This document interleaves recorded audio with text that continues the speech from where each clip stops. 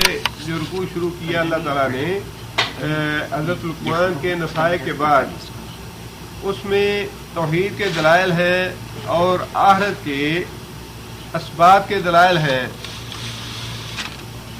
اور انہی کو بیان فرماتے ہوئے اللہ تعالیٰ نے اللہ تعالیٰ کی توحید کے حق میں یہ دلیل دی، وَلَا إِن سَأَلْتَهُمْ، اگر تو ان مشرکوں سے سوال کرے، من خلق السماوات والارض، من کون ہے، خلق اس نے پیدا کیا، السماوات آسمانوں کو، والارض اور زمین کو، یہ دلیل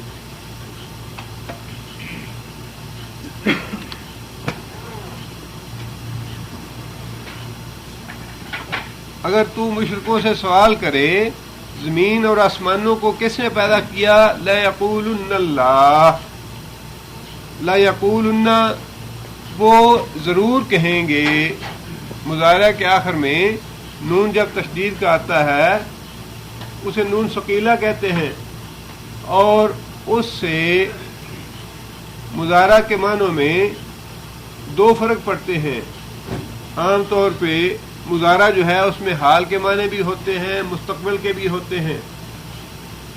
یقول وہ کہتا ہے، وہ کہے گا، لیکن جب یقولن آ جائے گا تو پھر وہ خاص ہو جائے گا مستقبل کے لیے، اور اس میں تاکید بڑی شدید پائی جائے گی۔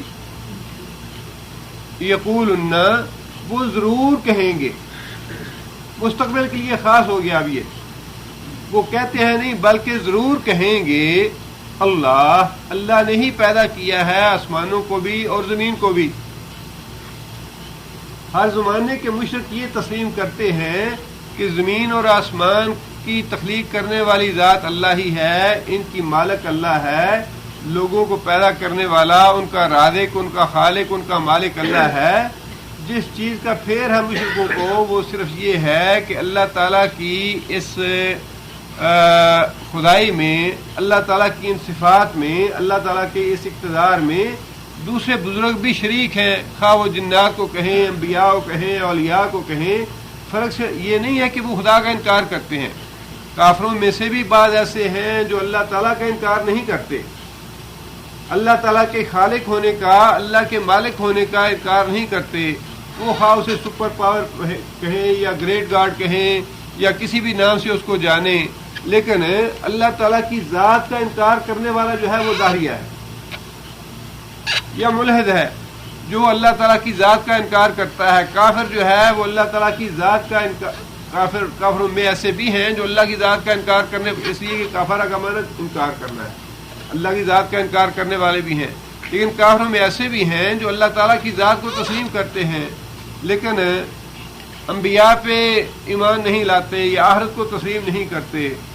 اور مشرکوں میں سے بھی وہ ہیں جو اللہ تعالیٰ کی ذات کو تسلیم کرتے ہیں، زمین و آسمان کا خالق اور مالک اللہ کو تسلیم کرتے ہیں، لیکن ساتھ عقیدہ یہ رکھتے ہیں کہ اللہ تعالیٰ کی ان صفات میں، اللہ تعالیٰ کے اختیارات میں، اللہ تعالیٰ کی اس قدرت میں کچھ دوسرے بزرگ اولیاء یا انبیاء یا فرشتے یا جنات بھی شریک ہیں جن کو اللہ تعالیٰ نے اپنے ساتھ کچھ اختیارات دے رکھے ہیں۔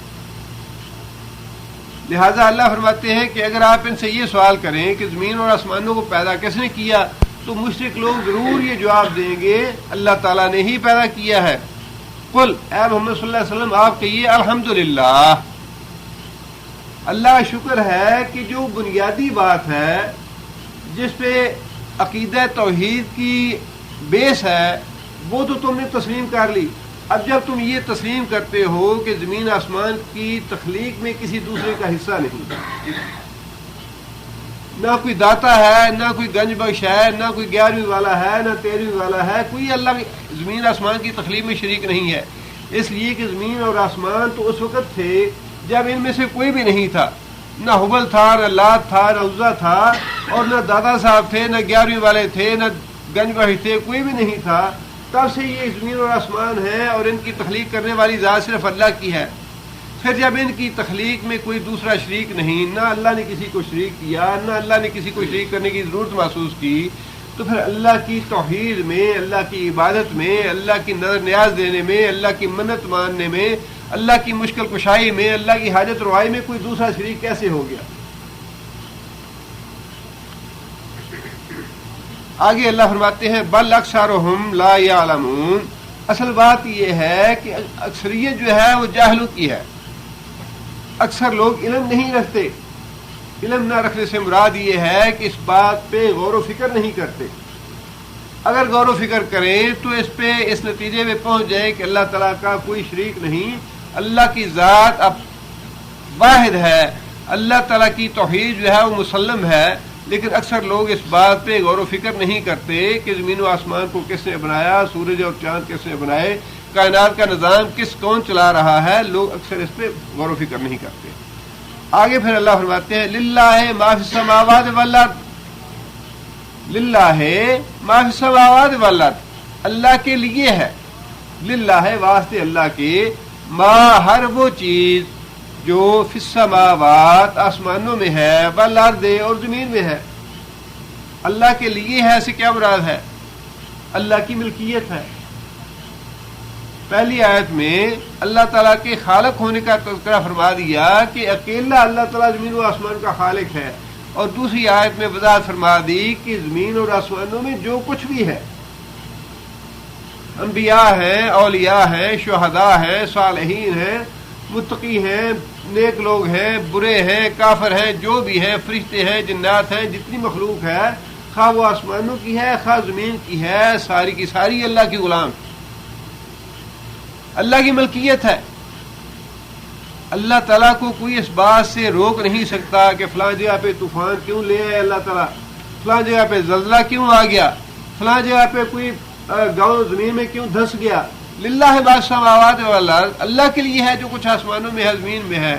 یہ بات بھی اگر سمجھ لے انسان تو ساری غلط فہمی اور سارے غلط عقائد انسان کے دور ہو جاتے ہیں، اور انسان کو بالآخر اللہ کی ذات کے آگے جھکنا پڑتا ہے، اور انسان کو اللہ تعالیٰ کی رضا پہ، اللہ کے فیصلوں پہ انسان کو راضی ہونا پڑتا ہے کہ ٹھیک ہے ہم تو اللہ کے غلام ہیں، اللہ کی ملکیت ہے، جو چاہے جیسے چاہے اللہ تعالیٰ کرے۔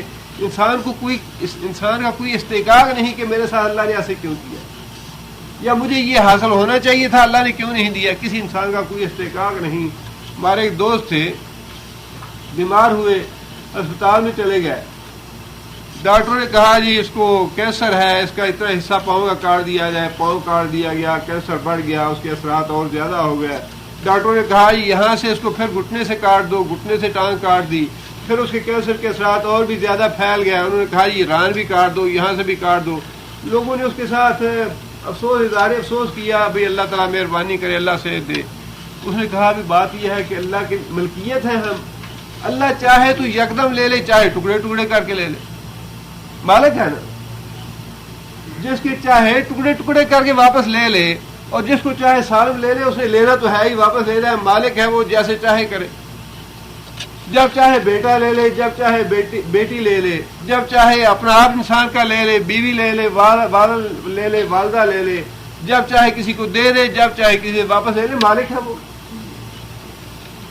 اس آیت میں اللہ تعالیٰ نے فرما دیا کہ مالک وہی ہے، تمہاری ذات کا، تمہاری زندگی کا، تمہاری موت کا، تمہاری مشکلات اور مسائل کا مالک صرف اللہ ہی ہے۔ کسی دوسرے کو اپنا مالک بناؤ گے، اپنا نقصان کرو گے، مالک بالآخر وہی ہے۔ نہ کسی کی زندگی کا کوئی مالک ہے، نہ نبی مالک ہے، نہ کوئی ولی مالک ہے، نہ کوئی اور شہید مالک ہے، نہ کوئی جن مالک ہے، کوئی کچھ نہیں ہے۔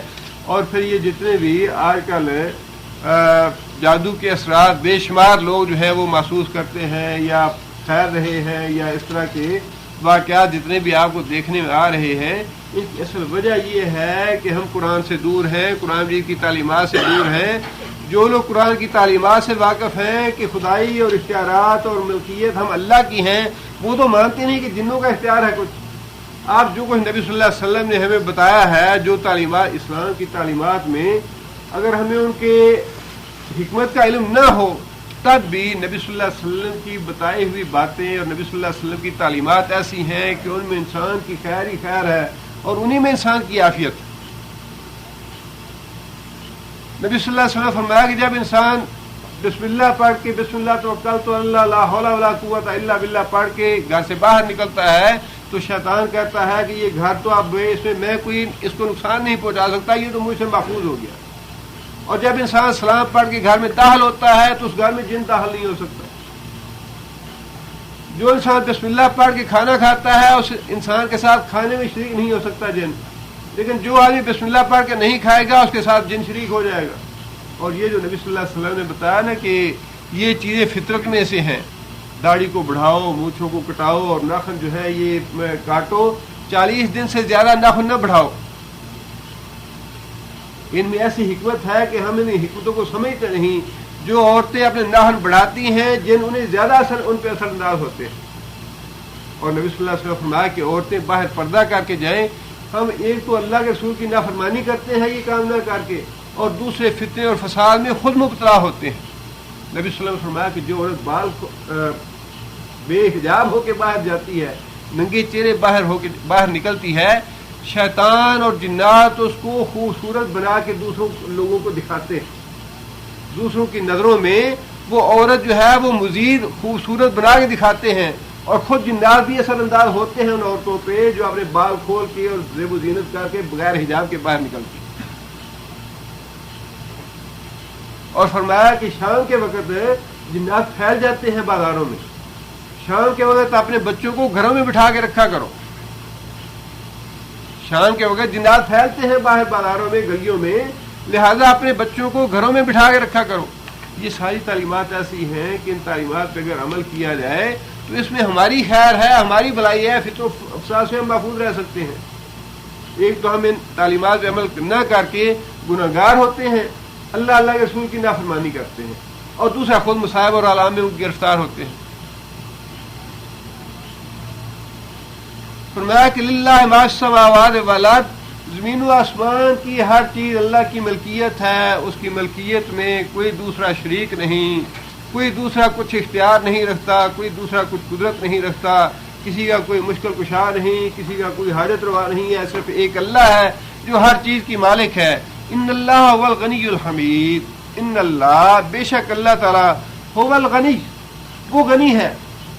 بات وہی ہے کہ اللہ تعالیٰ کی اور اللہ کے رسول کی تعلیمات پہ عمل کرتے ہو تو اپنا بھلا کرو گے، اور اگر اللہ کے رسول کی تعلیمات پہ عمل نہ کرو گے تو اللہ فرماتے ہیں کہ هو الغنی، اللہ بے پرواہ ہے تمہاری ان نیکیوں سے۔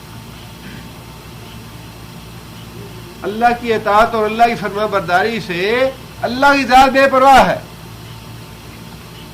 بڑا اچھا کسی نے واقعہ لکھا ہے، ویسے تو یہ واقعات فردی ہوتے ہیں لیکن بعض اوقات بات کو سمجھنے میں مدد ملتی ہے ان سے، کہ کسی بدو کا، دیہاتی آدمی کا بادشاہ کے ساتھ تعارف ہو گیا، دوستی ہو گئی، بادشاہ نے اسے بلایا ملاقات کے لیے، تو اس نے سوچا کہ میں بادشاہ کو ملنے کے لیے جا رہا ہوں، کوئی اچھا سا ہدیہ لے کے جاؤں بادشاہ کے لیے۔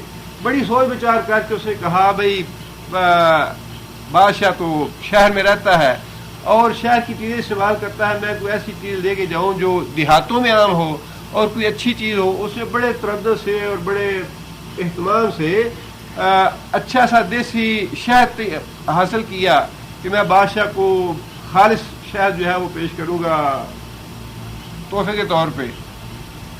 جب وہ بادشاہ کے پاس گیا، اس سے ملاقات کی اسے، تو بادشاہ کو اسے ہدیہ پیش کیا، تو بادشاہ نے بڑا اس کا شکریہ ادا کیا، بھائی تم دیہات سے آئے ہو، باہر سے آئے ہو، میرے لیے بڑا اچھا ہدیہ لے کے آئے ہو، بڑا خالص شہد ہے، تمہارا بہت بہت شکریہ، بھی بڑی مہربانی، بڑی تو نے محبت کی مجھ سے اور بڑے خلوص کا اظہار کیا، بڑا شکر گزار ہوں میں تمہارا۔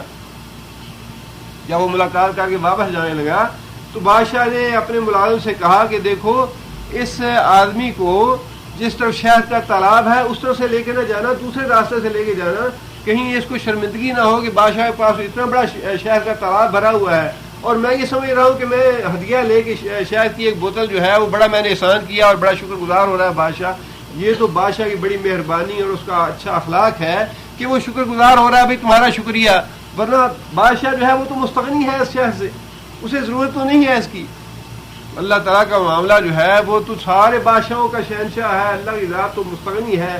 ہماری عبادت سے، ہماری نیکیوں سے اور ہمارے اچھے اعمال سے اللہ تعالیٰ کی ذات غنی ہے۔ ہم نہ بھی کریں گے تو اللہ تعالیٰ کی حمد و ثنا کرنے والے، اللہ تعالیٰ کی بندگی کرنے والے، اللہ تعالیٰ کی الوہیت ادا کرنے والے ساری مخلوق للہ ما یسبح للہ ما السماوات والارض، زمین و آسمان کی ہر چیز اللہ کی تسبیح کر رہی ہے. درخت کیا، جنات تو خیر ہماری طرح مکلف ہیں، جتنی بھی مخلوق ہے زمین و آسمان کی چیزیں ہیں وہ ساری کی ساری اللہ تعالیٰ کی حمد و ثنا میں مشغول ہیں. اس لیے اللہ تعالیٰ نے فرمایا کہ اگر تم کرو گے اللہ اور اللہ کے رسول کی فرما برداری تو اپنا بھلا کرو گے، تمہارا اپنا فائدہ ہوگا. هو الغنی، وہ بے پرواہ ہے، اور الحمید، اپنی ذات میں آپ محمود ہے، اس کی تعریف کرو گے تو اپنا بھلا کرو گے. اگر سبحان اللہ کہو گے تو تمہارا فائدہ ہے. اللہ کی سلطنت میں کوئی اضافہ نہیں ہوگا، یا اللہ تعالیٰ کو اس سے کوئی حاصل نہیں ہوگا. جو بھی سبحان اللہ کہے گا، الحمدللہ کہے گا، اللہ کی حمد و ثنا کرے گا، وہ خود اپنا ہی بھلا کرے گا. اللہ تعالیٰ کی ذات، اپنی ذات میں آپ محمود ہے، قابل تعریف ہے. اس کی حمد و ثنا کرنے والی مخلوق جو ہے وہ کروڑوں نہیں اربوں میں ہے. ساری کائنات جو ہے وہ اس کی حمد و ثنا کر رہی ہے. اس لیے فرمایا کہ اللہ کی ذات غنی ہے، بے پرواہ ہے، اور اپنی ذات میں آپ محمود ہے. وہ تعریف کرنے کا محتاج نہیں کہ ہم تعریف کریں تو قابل تعریف ہے، ہم تعریف نہ بھی کریں تو اللہ کی ذات محمود ہے. آگے اللہ فرماتے ہیں وَلَوْ، اور اگر انا، بے شک، ما، جو کچھ، فی الارض، زمین میں ہے، من شجرۃ، درختوں میں سے. اگر زمین میں جو کچھ بھی ہے درختوں میں سے، اقلام، واحد کیا ہے اقلام کا؟ قلم. یہ قرآن بھی پڑھا ہے، دے دیں. من شجرۃ اقلام، اگر جتنے بھی روئے زمین میں درخت ہیں ان سارے درختوں کی کلمیں بنا دی جائیں.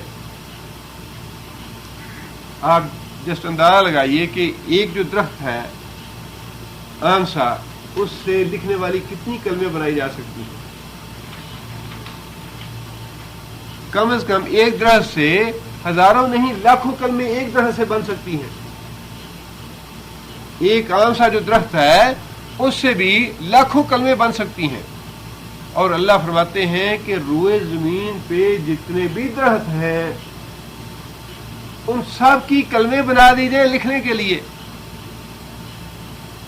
بل بحرو، اور سمندر سیاہی بنا دیا جائے. ایک پورا سمندر جو ہے وہ سیاہی بنا دی جائے اور پورے روئے زمین کے درخت جو ہیں ان کی کلمیں بنا دی جائیں. آگے اللہ فرماتے ہیں یمدہ، مد کا معنی کھینچنا. مدہ اس نے مہیا کیا، کھینچا بھی مہیا کرنا دونوں معنی ہیں. مدہ اس نے مہیا کیا، یمدو وہ مہیا کرتا ہے، ہو اس کو. ہو کی ضمیر کس کے لیے؟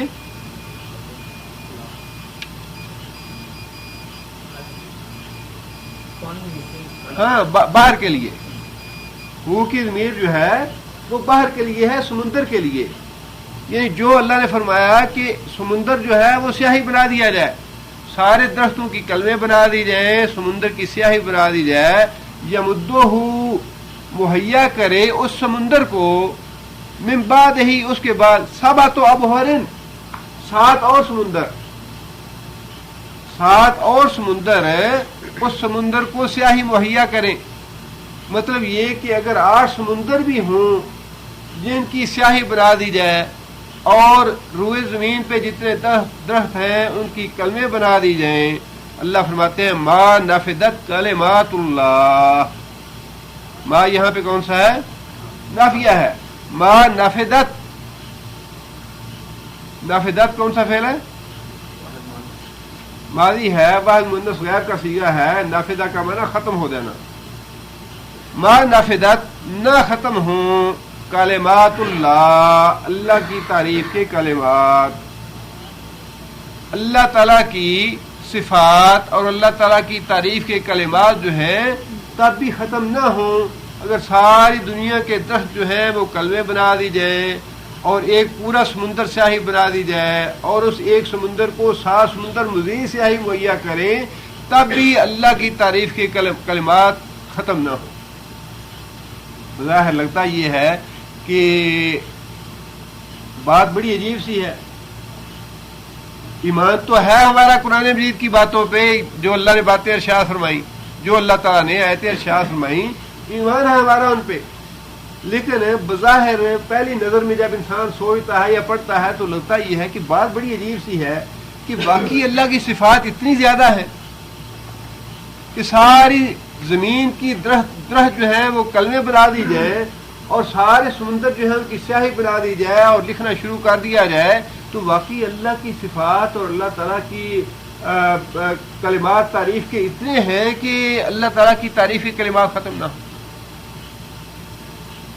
لیکن اگر لمحہ بار کے لیے انسان غور کرے تو آپ ذرا اندازہ لگائیے کہ اللہ تعالیٰ کی کوئی ایک صفت لے لیجئے. اللہ تعالیٰ کی ایک تو 99 نام ہیں اللہ تعالیٰ کے جو حدیث میں آئے ہیں، لیکن اس کا مطلب یہ نہیں ہے کہ ان 99 ناموں میں اللہ کی ساری صفات آ گئیں.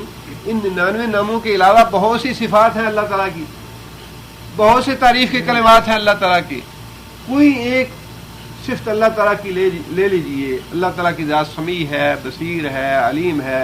ان میں سے کوئی بھی ایک صفت آپ لے لیجئے. مثال کے طور پہ سمیع، سننے والا ہے اللہ تعالیٰ. ہمارا ایمان ہے اور عام طور پہ ہر آدمی کہتا ہے جی اللہ دیکھتا ہے، اللہ سنتا ہے. لیکن ذرا آپ غور کیجئے صرف اللہ تعالیٰ کی ایک صفت پہ کہ اللہ تعالیٰ اپنے نیک بندوں کی دعائیں اور پکاریں ہر وقت سن رہا ہے. رمضان میں کتنے لوگ ہیں جو تراویح میں کھڑے ہوتے ہیں، دعائیں کرتے ہیں، ہزاروں نہیں اربوں کی تعداد میں پوری دنیا میں اللہ کے آگے گڑ گڑا رہے ہیں اور اللہ تعالیٰ سے دعائیں مانگ رہے ہیں، فریادیں کر رہے ہیں. ہر آدمی کے دل کی تمنا بھی الگ ہے، خواہشات بھی الگ ہیں، دعائیں بھی الگ ہیں. اللہ تعالیٰ سارے لوگوں کی دعائیں یک وقت سن رہے ہیں اور ان پہ یک وقت اللہ تعالیٰ فیصلے بھی صادر فرما رہے ہیں کہ اس کو یہ دینا ہے، اس کے لیے روکنا ہے، اس کو نہیں دینا، اس کے لیے یہ حکم ہے، اس کے لیے یہ حکم ہے. اربوں انسان نہیں بلکہ کھربوں انسان بھی یک وقت اللہ تعالیٰ سے دعائیں مانگ رہے ہیں. اور صرف یہی نہیں کہ جو لوگ اللہ تعالیٰ سے دعائیں مانگ رہے ہیں انہی کی باتیں اللہ تعالیٰ سن رہے ہیں. جو آدمی لڑائی جھگڑا کر رہا ہے، کوئی غیبت کر رہا ہے، کوئی گانا بجا رہا ہے یا کوئی اور کام کر رہا ہے، اللہ تعالیٰ انہیں بھی سن رہا ہے اور ان سے بھی اللہ تعالیٰ غافل نہیں. وہ بھی اللہ کے علم میں ہے کہ ہاں فلاں فلاں یہ کر رہا ہے. اور پھر انسانوں کے علاوہ جنات بھی ہیں، کروڑوں نہیں، اربوں نہیں، کھربوں کی تعداد میں. اللہ تعالیٰ کی ذات بہتر جانتی ہے جب سے دنیا بنی ہے قیامت تک کے لیے کتنے انسان پیدا ہوئے، کتنے انسان موجود ہیں، کتنے آئندہ پیدا ہونے والے ہیں. بھی یک وقت اللہ تعالیٰ سب کی سن رہا ہے اور سب کی سننے کے بعد ان کی خواہشات، ان کی دعا، ان کی پکار پہ فیصلے فرما رہا ہے. اسی طرح جنات ہیں، ان کی جو حمد و ثنا ہے یا ان کی آہوزاری ہے، ان کی دعائیں ہیں، ان کی پکار ہے، وہ اللہ تعالیٰ سن رہے ہیں. اور فرشتوں کی تعداد تو اتنی زیادہ ہے کہ کوئی اس کا حد و حساب نہیں. نبی صلی اللہ علیہ وسلم نے فرمایا کہ آسمان پہ کوئی ایک انگلی کے برابر جگہ نہیں جہاں کسی فرشتہ کوئی سجدے میں نہ پڑا ہوا ہو. ایک انگلی کی جگہ زمین آسمان پہ خالی نہیں. اتنے فرشتے ہیں کہ اللہ کے حضور سجدے میں پڑے ہوئے ہیں، سجدے میں پڑے ہوئے ہیں، اللہ کی تسبیح کر رہے ہیں، اللہ کی حمد و ثنا کر رہے ہیں. ایک ایک فرشتے کی حمد و ثنا اللہ تعالیٰ الگ الگ سن رہے ہیں. الگ الگ اللہ تعالیٰ کو علم ہے کہ فلاں فرشتہ میری یہ حمد و ثنا کر رہا ہے، فلاں یہ کر رہا ہے، فلاں یہ کر رہا ہے. اور صرف یہی نہیں بلکہ پھر سمندر کی مخلوق الگ ہے، وہ بھی اللہ کے علم میں ہے. وہ کیسی حمد و ثنا کر رہی ہے، کس طرح کر رہی ہے، اللہ اس سے بھی واقف ہے. چوپائے ہیں، جانور ہیں، چرندے ہیں، درندے ہیں. پھر فضا کی مخلوق الگ ہے. حتیٰ کہ قرآن مجید نے خود بتایا کہ اگر ایک پتھر میں چونٹی موجود ہے تو اللہ تعالیٰ اس چونٹی کی ضروریات سے، اس کی حاجات سے واقف ہے. اور کتنی چونٹیاں ہیں اس کائنات میں. اب اس اعتبار سے ذرا سوچئے اور غور کیجئے کہ صرف اللہ تعالیٰ کی جو ایک صفت ہے سمیع، اس کے بارے میں آپ لکھنا شروع کریں کہ اللہ تعالیٰ کس کس کی سن رہا ہے. 40 سال، 60 سال، 50 سال، جتنے بھی انسان کی زندگی ہے اس ایک انسان کا سارا ریکارڈ اللہ تعالیٰ کے علم میں ہے. خود انسان کو پچھلے دن کی باتیں یاد نہیں رہتی. میں نے کیا کی تھی. اور پھر انسان کا اپنا سننے کا معاملہ اس طرح کا ہے کہ اگر آپ ایک ٹیپ سن رہے ہیں یا ایک بچے کی آواز سن رہے ہیں, ایک بچے کی بات سن رہے ہیں, دوسرا بچہ آگے آپ سے بات کرنا شروع کرتے ہیں تو آپ کہتے ہیں بیٹا بات ذرا بند کرو, میں ایک بچے کی بات سن رہا ہوں. انسان کی اپنی حیثیت اتنی ہے, انسان کا اپنا آپ اتنا ہے کہ بھیا کہ دو آدمیوں کی بات نہیں سن سکتا. اور اللہ تعالیٰ کھربوں کی نہیں بلکہ لا تعداد مخلوق ہے اللہ تعالیٰ کی جس کو اللہ نے پیدا کیا ہے. اللہ تعالیٰ ان سب کی باتیں سن رہے ہیں, اچھی ہیں یا بری ہیں, خواہ وہ زمین میں ہیں یا سمندر میں ہیں یا فضا میں ہیں یا آسمانوں پہ ہیں. آپ انداز تو لگائیے کہ اللہ تعالیٰ کی ایک سمیع جو ہے صفت, اس کو ہی اگر انسان کو لکھنا شروع کرے تو اس کو لکھ نہیں سکتا. اور کہاں اللہ تعالیٰ کی اتنی صفات ہیں, اور بعض اوقات تو انسان پریشان ہو جاتا ہے یا انسان الجھ جاتا ہے. انسان محدود ہے. ما اوتیتم العلم الا قلیلا, کہ تم لوگ علم تھوڑا ہی دیے گیا ہو. انسان کے سمجھ میں تو یہ بات آ ہی نہیں سکتی. اللہ فرماتے ہیں کہ میں ظالم نہیں ہوں, میں قیامت کے عدل کروں گا, انصاف کروں گا, اپنی رحمت سے کام لوں گا. انسان سوچتا ہے کہ مثال کے طور پہ حجاج بن یوسف ہے, اس نے اپنی زندگی میں اتنے قتل کیے ہیں اور مسلمان بھی تھا, کلمہ بھی پڑھا, اس نے بعد نیک کام بھی کرایا, قرآن مجید پہ اس نے بڑا کام کروایا. اب کس طرح اللہ تعالیٰ انصاف کے ساتھ فیصلہ کریں گے کہ اس نے کتنوں کے حق مارے, کتنوں کے حق غصب کیے, کتنے قتل کیے, کتنی اس کی نیکیاں ہیں, ان سب کے درمیان اعتدال کے ساتھ انصاف کے ساتھ معاملہ کرنا بعض اوقات بڑا مشکل نظر آتا ہے. لیکن اللہ فرماتے ہیں کہ میرے لیے کوئی مشکل نہیں ہے. یہ اللہ تعالیٰ کی صفات جو ہیں ایسی ہیں کہ انسان سوچنا چاہے تو سوچ نہیں سکتا, لکھنا چاہے تو لکھ نہیں سکتا, بیان کرنا چاہے بیان نہیں کر سکتا.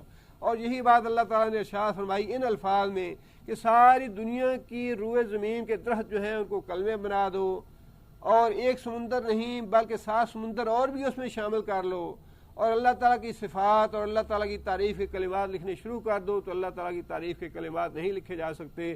کون ہے آدمی اللہ کی مخلوقات میں سے؟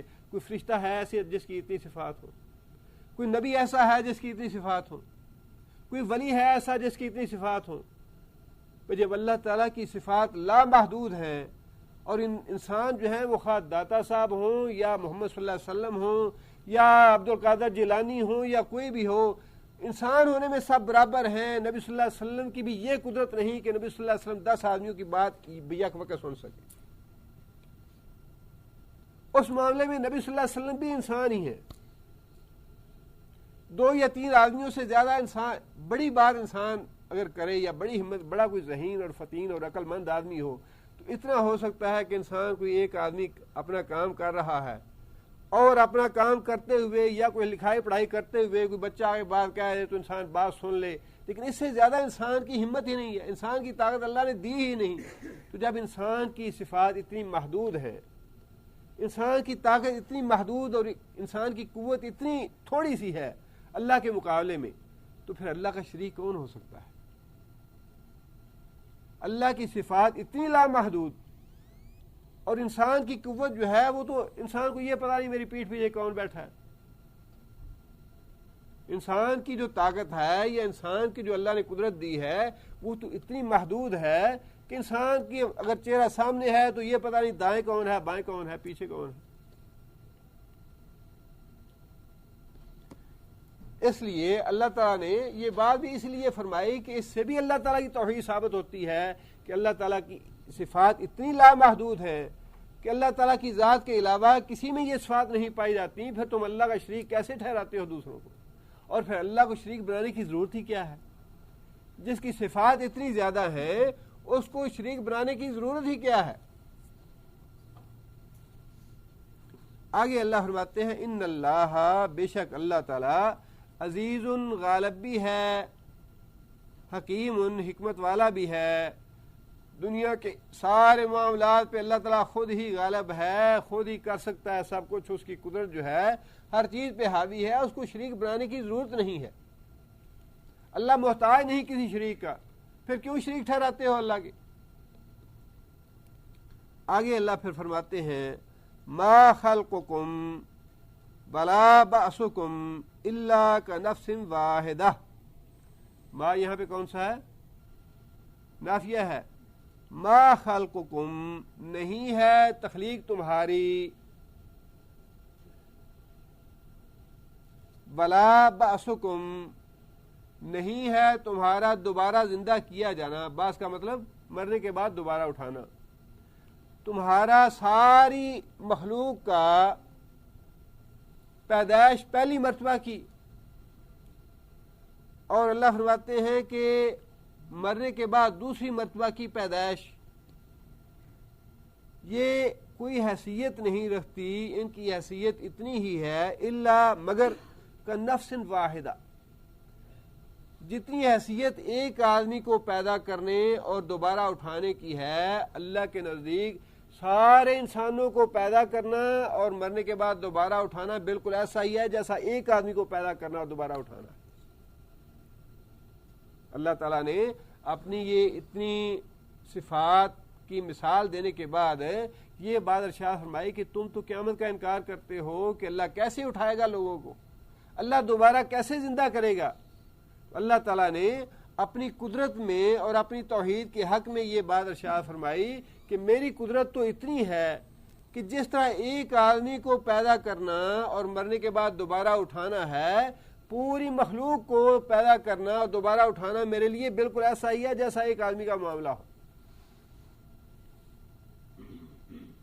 اللہ کے لیے کوئی مشکل کام نہیں، ایک آدمی کو اٹھانا بھی ویسا ہی ہے جیسا ساری مخلوق کو اٹھانا۔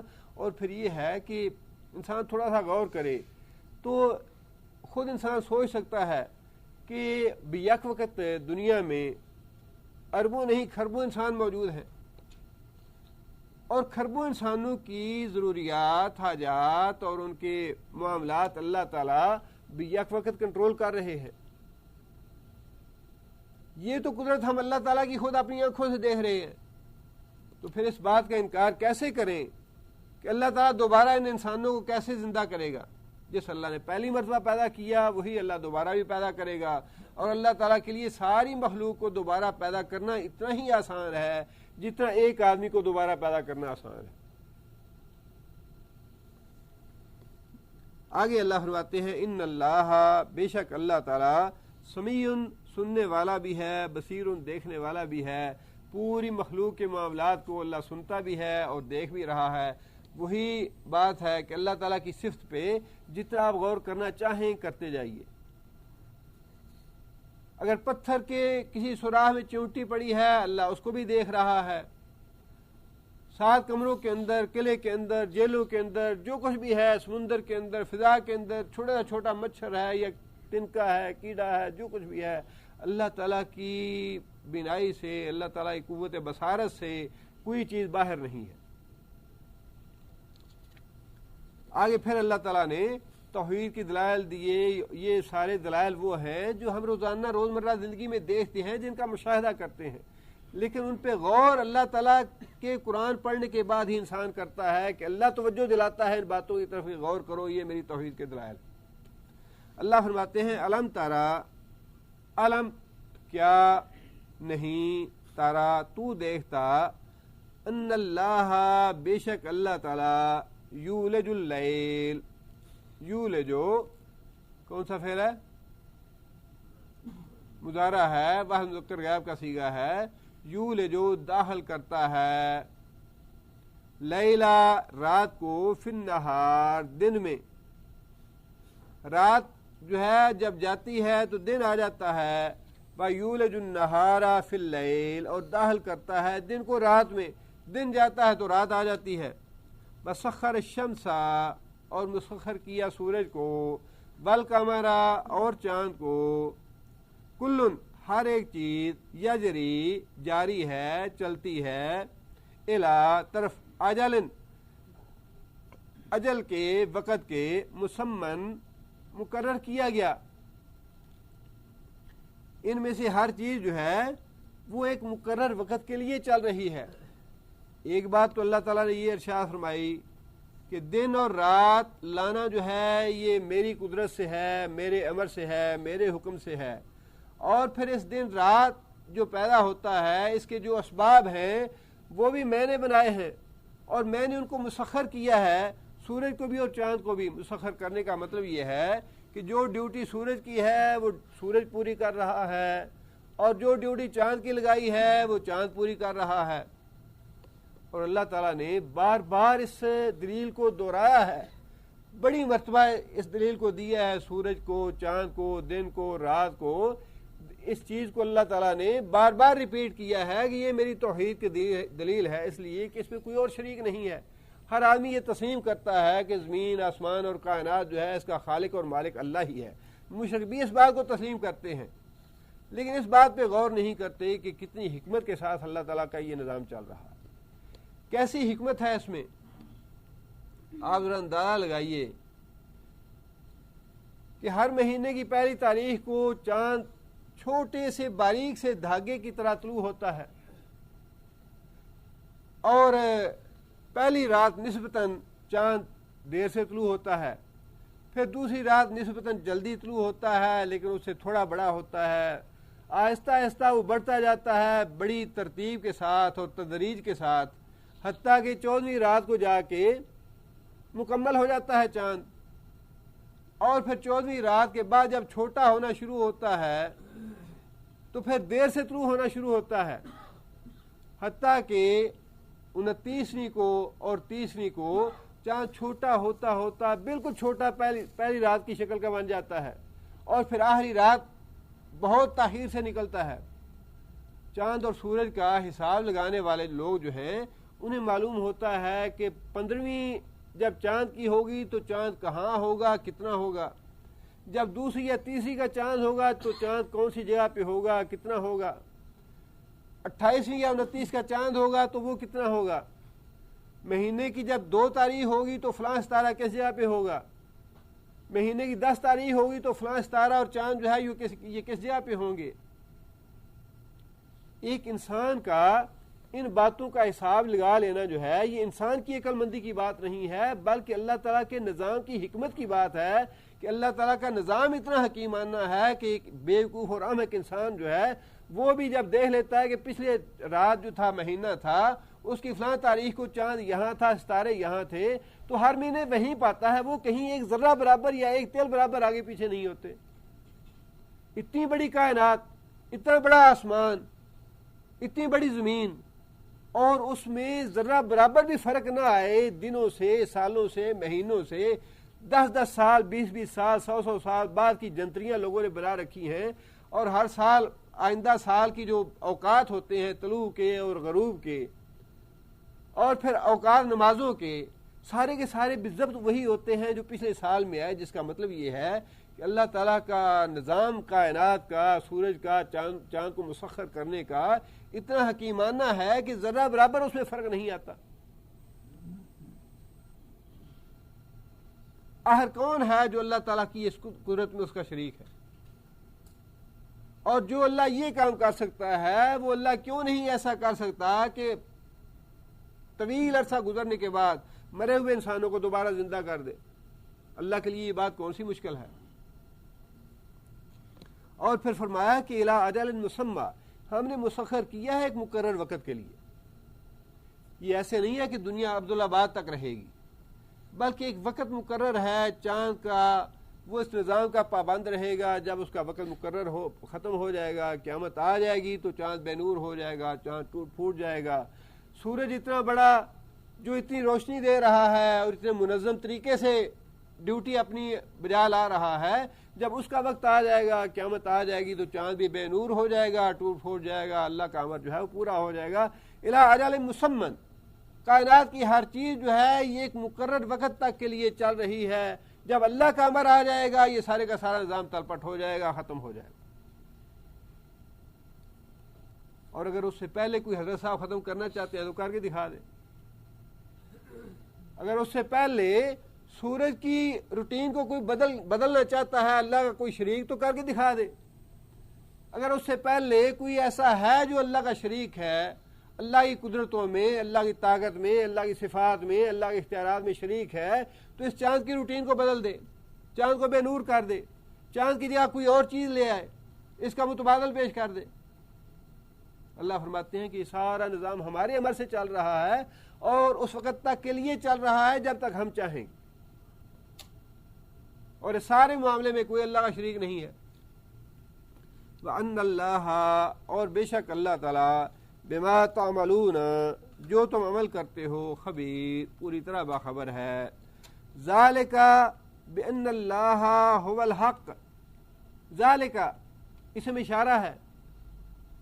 یہ کس طرف اشارہ ہے؟ نظام کائنات کی طرف. جو چیزیں اللہ نے مسخر کی ہیں، جن چیزوں کو اللہ تعالیٰ نے اس نظام کائنات کا پابند بنایا ہے، ان کی طرف اشارہ ہے کہ یہ نظام کائنات جو چل رہا ہے یہ اس لیے چل رہا ہے بِأَنَّ اللَّهَ هُوَ الْحَقُّ، اس لیے کہ صرف اللہ کی ذات ہی برحق ہے، باقی جو شریک تو انہیں بنائے ہوئے ہیں وہ سارے باطل ہیں. ایک اللہ کی ذات جو ہے وہ برحق ہے. وَأَنَّ مَا يَدْعُونَ مِن دُونِهِ بَاطِلٌ. وَأَنَّ اور بے شک ما جو یدعون تم پکارتے ہو، وہ پکارتے ہیں مشرک، من دونہ اس کے علاوہ، ہی کی ضمیر اللہ کی طرف، اللہ کے علاوہ جنہیں مشرک پکارتے ہیں وہ سارے کے سارے اللہ فرماتے ہیں باطل ہیں، ان کی کوئی حیثیت نہیں ہے. اللہ کی ذات برحق ہے، اللہ ہی کا اختیار ہے، اللہ ہی کے ہاتھ میں امر ہے، اللہ ہی کے ہاتھ میں حکومت ہے، اللہ ہی کے ہاتھ میں زندگی اور موت ہے، اللہ ہی کے ہاتھ میں آخرت کا قیام کرنا ہے. کوئی دوسرا اللہ تعالیٰ کے ساتھ اس کی صفات میں، اس کی ذات میں، اس کے احکام میں، اس کے اختیارات میں، اس کی قدرت میں شریک نہیں. اور جو یہ سمجھتے ہیں اللہ فرماتے ہیں وہ سب جھوٹے ہیں. جو سمجھتے ہیں کہ اللہ کے ساتھ کوئی دوسرا شریک ہے، کوئی مشکل کشا ہے، کوئی حاجت روا ہے، کوئی اللہ تعالیٰ کے ساتھ شریک ہے، اللہ فرماتے ہیں وہ سارے کے سارے جھوٹے ہیں. آگے اللہ فرماتے ہیں وَأَنَّ اللَّهَ هُوَ الْعَلِيُّ الْكَبِيرُ. وَأَنَّ اللَّهَ اور یقیناً اللہ تعالیٰ، هُوَ الْعَلِيُّ وہی ہے سب سے اونچا، اسی کی ذات سب سے اونچی ہے، سارے اس کے مقابلے میں نیچے ہیں، سب نیچے ہیں. محمد صلی اللہ علیہ وسلم بھی اس میں شامل ہیں، ابراہیم علیہ السلام بھی شامل ہیں، موسیٰ علیہ السلام بھی شامل ہیں، عیسیٰ علیہ السلام بھی شامل ہیں. اللہ سے سارے نیچے ہیں، اللہ سب سے اونچا ہے. اور فرمایا الکبیر سب سے بڑا اللہ ہے. نہ امریکہ بڑا ہے، نہ برطانیہ بڑا ہے، نہ یورپ بڑا ہے، کوئی بڑا نہیں. اللہ اکبر، اللہ ہی سب سے بڑا ہے. سب کچھ اللہ کے ہاتھ میں ہے. نہ کوئی ولی بڑا ہے، نہ نبی بڑا ہے، نہ اور کوئی دنیا کی طاقت بڑی ہے، کوئی بڑا نہیں سوائے اللہ کی ذات کے. اللہ اونچا بھی ہے سب سے، باقی سب اس سے نیچے ہے.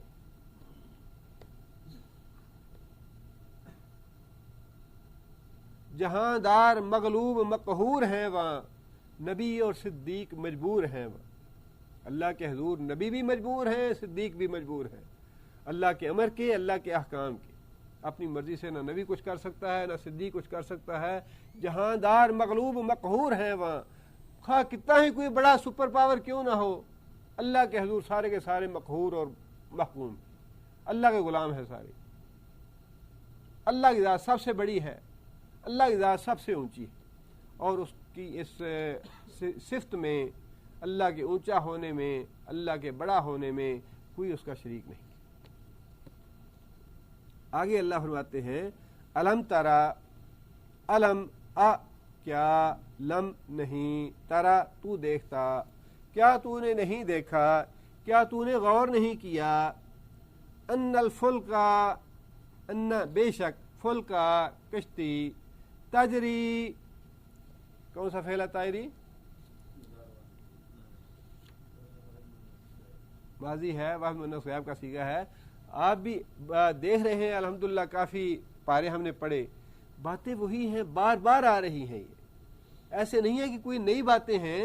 قرآن مجید میں 30 پارے ہیں، بار بار اللہ تعالیٰ باتیں ارشاد فرما رہے ہیں، اس لیے کہ بڑی حکمت کی باتیں ہیں. یہ پتہ نہیں کشتی کی مثال کتنی دفعہ ہم پہلے پڑھ چکے ہیں.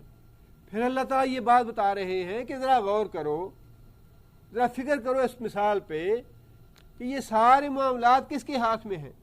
کوئی ہے شریک اللہ کا ان چیزوں میں؟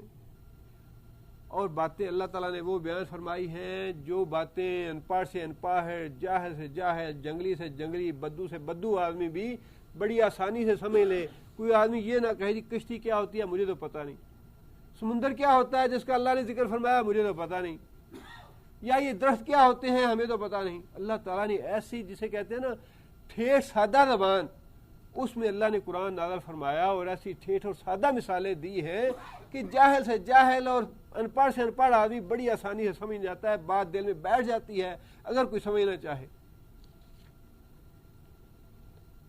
ہدایت جو ہے یہ ہے ہی قرآن مجید میں۔ جس آدمی نے قرآن نہیں پڑھا یا جو آدمی قرآن نہیں پڑھ سکا اس کو ہدایت، وہی آدمی ٹھوکریں کھاتا ہے جس نے قرآن نہیں پڑھا۔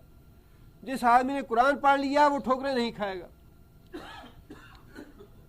انسان کو اگر ہدایت حاصل کرنی ہے، ہاں جی فلاں صاحب وہ کہتے ہیں، فلاں صاحب یہ کہتے ہیں، فلاں صاحب وہ کہتے ہیں، فلاں صاحب کے پاس جانے کی ضرورت ہی کیا ہے؟ اب تو الحمدللہ علماء نے اتنا آسان اور سہل کر دیا ہے قرآن مجید کو سمجھنا، قرآن مجید کو پڑھنا۔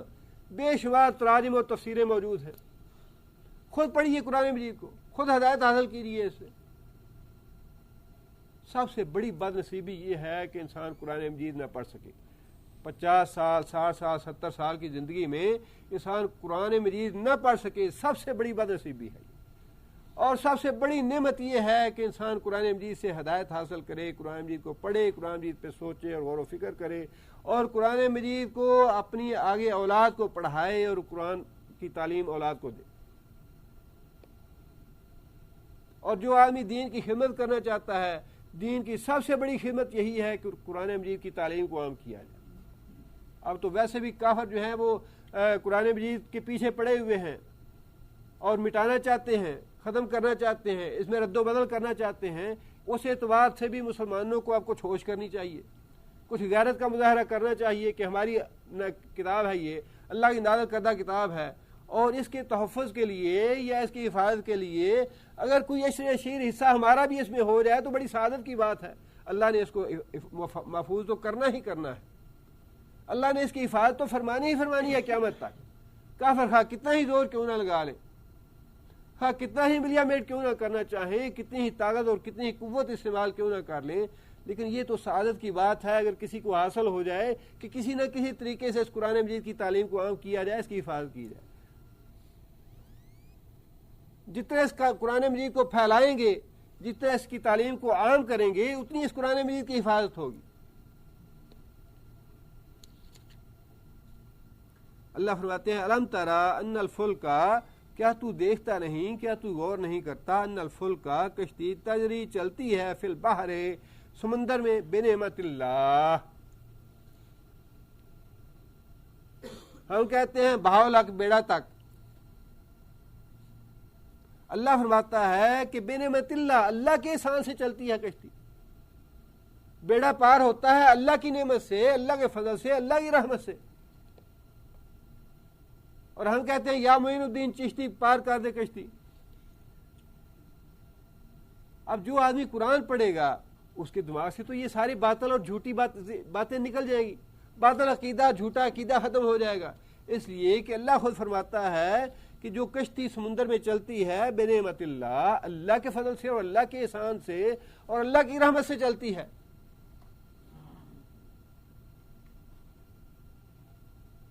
آگے اللہ نے بڑی عجیب بات فرمائی ہے، اللہ فرماتے ہیں لِیُرِیَکُم مِّنْ آیَاتِهِ، اللہ کے احسان سے یہ کشتی اللہ تعالیٰ چلاتے ہیں، کس لیے؟ کاروبار کے لیے، سیر سپاٹا کرنے کے لیے، تفریح کرنے کے لیے۔ یہ چیزوں تو ضمنی چیزیں ہیں کہ تم ان سے سفر کرتے ہو، تجارت کرتے ہو، تمہارا آنا جانا ایسے تمہارے سفر کا ذریعہ ہے، لیکن جس بات کی طرف اللہ توجہ دلانا چاہتے ہیں وہ یہ بزنس نہیں ہے۔ ہاں جی ایروپلین سے بیٹھے اور وہاں جا کے چین میں چلے گا اور بزنس کر لیا۔ اللہ فرماتے ہیں کہ بس تو یہ بھی سوچو کہ جہاز کو اڑانے والا کون ہے، فضا میں اس کو تھامنے والا کون ہے۔ بزنس تو بعد کی بات ہے، اللہ جو چیز جس بات کی طرف توجہ دلانا چاہتا ہے وہ تو قرآن سے پتہ چلے گا کہ یہ جو ہم پلین میں بیٹھتے ہیں، سمندر کے جہاز میں بیٹھتے ہیں، کشتی میں بیٹھتے ہیں، گاڑی میں بیٹھ کے سفر کرتے ہیں، اللہ تعالیٰ یہ اس کو اللہ تعالیٰ نے ہمارا مسخر کیوں کر دیا ہے؟ اللہ تعالیٰ نے ہمیں علم دیا ہم نے کشتی بنا لی، جہاز بنا لیے، ایروپلین بنا لیے، کار بنا لی، سب کچھ بنا لیا، اللہ نے مسخر کیا، اللہ نے چونکہ علم دیا تھا، اللہ نے ہمارا مسخر کیا۔ تو اللہ تعالیٰ فرماتے ہیں کہ یہ سوچ تو اللہ نے دی ہے ہمیں کہ اب یہ سوچو کہ میں نے مسخر کیوں کی یہ تمہارے لیے چیزیں، اپنی مہربانی سے، اپنے فضل سے، اپنی رحمت سے تمہیں کار دے دی، تمہیں گاڑی دے دی، تمہیں پلین دے دیے، تمہیں ریل کار دے دی، کس لیے دے دیے؟ اللہ فرماتے ہیں لِیُرِیَکُم مِّن آیاتِہ، لِیُرِیَ، تاکہ وہ دکھائے کم تم کو، من آیاتِہ، اپنی نشانیاں۔ اللہ تعالیٰ اپنی توحید تمہیں سکھانا چاہتا ہے ان باتوں سے، اللہ تعالیٰ اپنی ذات کی معرفت تمہیں بتانا چاہتا ہے کہ اس سے تمہارا دھیان جو ہے وہ جب تم سمندر میں چلو، جب پلین میں بیٹھو، جب تم اپنی گاڑی میں سفر کرو، اللہ کی حمد و ثنا کرو، سبحان اللہ، الحمدللہ، اللہ تعالیٰ نے کتنی شان دی ہے، اللہ تعالیٰ نے کتنی انسان کو عقل دی ہے کہ انسان نے اتنا کچھ بنا لیا اور ان چیزوں کو ہمارا مسخر کر دیا۔ جب سمندر میں کشتی چلتی ہے، سمندر کی بار بار اللہ تعالیٰ نے مثال اس لیے دی کہ جب انسان سمندر میں ہوتا ہے تو دعا میں کیا ہوتا ہے؟ ہاں جی، 50,000 فٹ یہاں پہ گہرا سمندر ہے، 10,000 فٹ سمندر گہرا ہے یہاں پہ، اور اگر کشتی ڈوب گئی تو کیا بنے گا؟ 10,000 فٹ نیچے دفن ہو جائیں گے، موت آ جائے گی۔ حالانکہ اللہ تعالیٰ کے لیے سمندر ہو یا زمین ہو ایک ہی بات ہے، اللہ اگر زمین کو پھاڑ کے نسانا چاہیں تو اللہ کے لیے مشکل ہے کوئی؟ اور اللہ تعالیٰ کے لیے فضا میں اڑتا ہوا ایروپلین اور پانی میں چلتی ہوئی کشتی جو ہے دونوں ایک ہی جیسے ہیں۔ اللہ تعالیٰ فضا سے ایروپلین کو گرانا چاہیں تو اللہ کے لیے مشکل ہے کوئی؟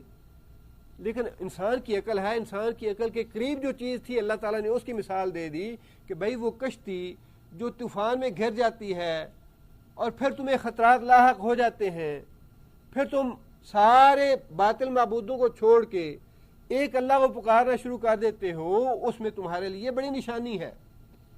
جب وہ طوفان میں گر جاتی ہے تو تمہیں اللہ یاد آ جاتا ہے۔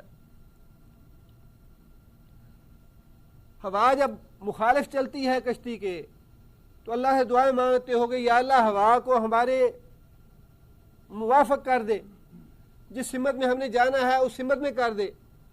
اور پھر یہ سارا نظام بھی جب یہ چیزیں نہیں تھی، بلکہ اب بھی بعض اوقات یہ کاؤنٹ کرتی ہیں چیزیں، جب یہ چیزیں نہیں تھیں تو اس وقت بادبان جو ہوتے تھے یا ملاح ہوتے تھے انہیں یہ معلوم ہوتا تھا کہ فلاں جو موسم مونسون کی ہوائوں کا رخ اس طرف ہوگا، فلاں مہینے میں ہواؤں کا رخ اس طرف چلے گا، فلاں مہینے میں ہواؤں کا رخ جو ہے وہ ایسے ہوگا، فلاں مہینے میں ہوائیں تیز ہوتی ہیں، فلاں مہینے میں ہوائیں آہستہ ہوتی ہیں، فلاں ہفتے میں اس طرف سے سفر آسانی سے کیا جا سکتا ہے، اس طرف سے آنے میں مشکل ہوگی۔ تو یہ ساری چیزیں جو ہیں ان کے ذہنوں میں ہوتی تھیں۔ اللہ فرماتے ہیں کہ یہ ہواؤں کا مخالف بنانا، موافق بنانا، یہ کس کے ہاتھ میں ہے؟ سمندر کے اندر مد و جزر پیدا کرنا کس کے ہاتھ میں ہے؟ اور یہ دیکھیے کتنی اللہ تعالیٰ کی قدرت ہے کہ چاند جیسے جیسے بڑا ہوتا ہے اللہ تعالیٰ کا نظام کتنا مربوط ہے اور کتنی اس میں حکمت ہے۔ چاند کا سمندر سے کیا تعلق؟ لیکن سائنس کی تحقیق یہی بتاتی ہے کہ جیسے جیسے چاند بڑھتا جاتا ہے سمندروں کے بعض حصوں میں مد ہوتا ہے، بعد میں جزر ہوتا ہے، اور پھر 14 تاریخ کے بعد جیسے جیسے چاند گھٹتا ہے اس کی وجہ سے سمندر میں مد و جزر آتا ہے۔ ملاحوں کو اور جو سفر کرنے والے ہیں سمندر میں انہیں پتہ ہوتا ہے کہ فلاں چاند کی تاریخ کو فلاں جگہ پہ مد ہوگا، فلاں پہ جزر ہوگا، فلاں اتار ہوگا، فلاں جگہ پہ چڑھائی ہوگی۔ کتنا حکیمانہ نظام ہے سارا اللہ تعالیٰ کا، اور کتنا یہ مربوط نظام ہے۔ تو اللہ فرماتے ہیں کہ یہ جو کشتی تم چلتے ہو اس میں تمہیں طوفانوں سے بھی سابقہ پڑتا ہے، ہواؤں سے بھی سابقہ پڑتا ہے، اور پھر چاند کے ذریعے جو مد و جزر ہے اس سے بھی تمہیں سابقہ پڑتا ہے۔ اور پھر یہی نہیں بلکہ تمہیں یہ ڈر بھی رہتا ہے کہ جو سمندر کے اندر مخلوق ہے کہیں وہ ٹکر نہ مار کے اس کے کشتی کو برباد کر دے۔ اتنی بڑی بڑی مخلوقیں ہیں کہ بعض اوقات جہازوں کو روک دیتی ہیں۔ کشتی تو بڑی چھوٹی سی چیز ہے، بعض اوقات جہاز رک جاتے ہیں ان کی سمندر کی مخلوق کی وجہ سے۔ تو اللہ تعالیٰ فرماتے ہیں کہ جب ایسا آ جاتا ہے موقع تم پہ تو پھر تم اللہ کو یاد کرتے ہو، اللہ کی طرف رجوع کرتے ہو، باقی سارے بھول جاتے ہو۔ لِیُرِیَکُم مِّن آیاتِہ، یہ جو کشتی ہم اپنے فضل سے اپنی رحمت سے سمندر میں چلاتے ہیں یہ اس لیے ہے لیُرِیَکُم مِّنْ آیاتِہ، تاکہ تمہیں اپنی نشانیاں دکھائیں کہ ہم تمہیں کس طرح محفوظ طریقے سے ان سارے مصائب سے، سارے آلام سے بچ بچا کے کنارے پہ پہنچا دیتے ہیں۔ باقی جو فائدے ضمنی ہیں وہ گنوانے کی ضرورت ہی نہیں ہے۔ جو باقی فائدے کشتی کے چلنے سے یا سمندر جہاز کے چلنے سے یا آنے جانے کے جتنے بھی وسائل اللہ نے دیے ہیں، باقی جو فوائد ہیں وہ گنوانے کی ضرورت ہی نہیں ہے۔ جس چیز کی طرف توجہ دلانا مطلوب ہے وہ یہ ہے کہ جب تم سفر کرتے ہو، خواہ کار میں کرو، گاڑی میں کرو، بس میں کرو، پلین میں کرو، کشتی میں کرو، اللہ تعالیٰ کو یاد رکھو یہ اللہ کے فضل سے اور اللہ کے احسان سے چل رہی ہے، تمہارے عمل سے نہیں چل رہی۔ ہاں جی کیا ہوا جی، اچانک ٹائر ٹوٹ گیا، کیسے ٹوٹ گیا، کس نے توڑا؟ وہ جاتے ہوئے پوری طرح ورک شاپ سے گاڑی کا معائنہ کروایا گیا جی، یہ ٹھیک ہے، ہاں بالکل اچھا ہے جی، بالکل آپ سفر کر سکتے ہیں۔ ہاں جی بسٹ ہو گیا ٹائر، گاڑی الٹ گئی، کس کے امر سے ہوا؟ اس لیے فرمایا کہ دعا پڑھ کے چلو، سبحان اللہ سخر لنا ھذا وما كنا له مقرنین انا الی ربنا لمنقلبون۔ کتنی اچھی دعا ہے، سبحان اللہ سخر لنا ھذا، اس اللہ کی حمد و ثنا ہے جس نے اس گاڑی کو ہمارے لیے مسخر کر دیا، وما كنا له مقرنین، ہم اس پہ قابو پانے والے نہیں تھے۔ اور یہ بات بڑی تجربے کی ہے، مشاہدے کی ہے، جب بھی آپ دعا پڑھ کے گاڑی میں بیٹھیں گے انشاءاللہ کبھی حادثہ نہیں ہوگا، ہمیشہ محفوظ رہیں۔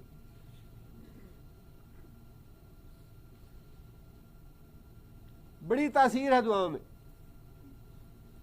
جو بات نبی صلی اللہ علیہ وسلم نے فرمائی ہے، جیسے فرمائی ہے ویسے ہی ہوتی ہے، آپ تجربہ کر کے دیکھ لیجئے۔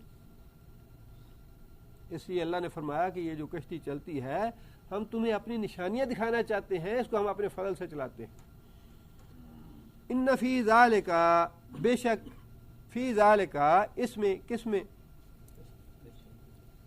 کشتی کے چلنے میں، لآیات، بہت سی نشانیاں ہیں، لکل صبار شکور، ہر صبر کرنے والے کے لیے، شکر کرنے والے کے لیے۔ صبر اور شکر جو ہے مومن کی دو بنیادی صفات میں سے ہے۔ طوفان آ گیا تو کیا کرنا چاہیے؟ صبر کرے انسان، مصیبت آئی ہے، آزمائش آئی ہے، اللہ کی طرف رجوع کیا جائے، توبہ استغفار کی جائے، اللہ کے آگے جھکا جائے، اور جب کشتی کنارے لگ جائے تو پھر شکر کرے انسان، یا اللہ تیرا شکر ہے تو نے کنارے پہنچا دیا حفاظت کے ساتھ۔ اگر تکلیف آئے، مصیبت آئے، آزمائش آئے انسان کی زندگی میں، تو ایسا نہیں ہونا چاہیے کہ انسان اللہ کا گلہ اور شکوہ شروع کر دے، جی اللہ نے ہمیں تو کبھی کوئی انعام دیا نہیں، یا ہم نے تو ساری زندگی مصیبتوں میں اور تکلیفوں میں گزار دی۔ نہیں، ہر انسان کو اللہ تعالیٰ نعمتیں بھی دیتا ہے، آزمائشیں بھی لاتا ہے اللہ تعالیٰ۔ انسان دیکھتا ہے کون بندہ میرا صبر، کون تکلیف میں صبر کرتا ہے اور کون میری نعمت حاصل کرنے پہ شکر ادا کرتا ہے۔ خود رسول اللہ صلی اللہ علیہ وسلم نے اللہ تعالیٰ سے یہ دعا مانگی، اللہم اجعلنی شکوراً۔ ہر آدمی کو یہ دعا مانگنی چاہیے۔ صبر اور شکر بڑی دو بنیادی صفات ہیں مومن کی۔ اللہم اجعلنی شکوراً، یا اللہ مجھے شکر کرنے والا بنا، واجعلنی صبوراً، اور صبر کرنے والا بنا، واجعلنی فی عینی صغیراً وفی اعین الناس کبیرا، اور لوگوں کی نگاہوں میں مجھے چھوٹا بنا، بڑا بنا، واجعلنی فی عینی صغیراً، میری نگاہ میں مجھے چھوٹا بنا، لوگوں کی نگاہوں میں مجھے بڑا بنا، جس کا مطلب یہ ہے کہ یا اللہ میرے اندر میری ذات کے بارے میں تکبر اور غرور پیدا نہ ہو، مجھے تو عاجزی دے، لیکن لوگوں میں یا اللہ میری عزت بنا دے، لوگوں کی نگاہوں میں مجھے عزت دے۔ بڑی اچھی دعا ہے، صبر کے لیے بھی، شکر کے لیے بھی۔ اور پھر نبی صلی اللہ علیہ وسلم نے صرف دعا ہی نہیں مانگی بلکہ اللہ تعالیٰ سے عملاً یہی کہا۔ نبی حدیث میں آتا ہے، نبی صلی اللہ علیہ وسلم نے فرمایا کہ میرے سامنے مجھے پیشکش کی گئی کہ اے محمد صلی اللہ علیہ وسلم، آپ اگر چاہیں تو مکہ کے سنگریزے آپ کے لیے سونے کے بنا دیے جائیں، جیسا کافر مطالبہ کرتے ہیں کہ اگر یہ اللہ کا نبی ہے تو یہ پہاڑ سونے کا کیوں نہیں بن جاتا، اس کے لیے باغات کیوں نہیں، اس کے لیے دنیا کی یہ نعمتیں کیوں نہیں، اے نبی ہم تمہارے لیے مکہ کے سنگریزے سونے کے بنا دیں۔ نبی صلی اللہ علیہ وسلم نے فرمایا کہ یا اللہ میں یہ پسند کرتا ہوں کہ ایک دن مجھے کھانے کو ملے اور میں تیرا شکر ادا کروں، ایک دن فاقہ آئے تو یا اللہ میں صبر کروں۔ اور نبی صلی اللہ علیہ وسلم نے فی الواقع ایسی ہی زندگی گزار کے ایسی ہی زندگی نبی صلی اللہ علیہ وسلم نے گزاری، آیا بھی، اور نبی صلی اللہ علیہ وسلم نے اسے لینا پسند نہیں فرمایا۔ جنگ حنین میں کتنے منوں کے حساب سے چاندی آئی، اور ہزاروں کے حساب سے بکریاں آئیں، ہزاروں کے حساب سے اونٹ مال غنیمت میں آئے، اور نبی صلی اللہ علیہ وسلم نے ساری کی ساری بکریاں تقسیم کر دی، اونٹ تقسیم کر دیے، جتنی چاندی پڑی تھی نبی صلی اللہ علیہ وسلم نے اپنی چادر مبارک بچھائی نیچے، اس پہ چاندی کا ڈھیر لگا دیا، اور نبی صلی اللہ علیہ وسلم فرمایا کہ آؤ لوگوں لیتے جاؤ۔ نبی صلی اللہ علیہ وسلم نے ساری کی ساری مال تقسیم کر دیا، اور نبی صلی اللہ علیہ وسلم جب اٹھے، نبی صلی اللہ علیہ وسلم نے اپنی چادر مبارک جھاڑی اور فرمایا یا اللہ گواہ رہنا، تیرا نبی جیسے اپنے گھر سے آیا تھا ویسے چادر لے کے گھر جا رہا، اور فرمایا کہ لوگوں تمہارا نبی بخیل نہیں، اگر تہامہ کے درختوں کے برابر بھی دولت آتی اور جانور آتے تو میں وہ بھی سارے کے سارے تمہارے درمیان تقسیم کر دیتا۔ نبی صلی اللہ علیہ وسلم نے ویسی زندگی گزار کے دکھائی، اور یہ دو بنیادی صفات ہیں مومن کی کہ انسان پہ اگر کوئی تکلیف آ جائے، مصیبت آ جائے، آزمائش آ جائے، اللہ کا دامن نہ چھوڑے اور انسان صبر کرے، اور اگر اللہ تعالیٰ نعمتوں سے نواز دے، نعمتوں کی بارش ہی کیوں نہ کر دے، تو انسان نمک حرام نہ بنے اللہ کا، انسان پھر بھی عاجزی سے کام لے، اللہ کا شکر گزار بن کرے۔ سبحان ربک رب العزت عما یصفون۔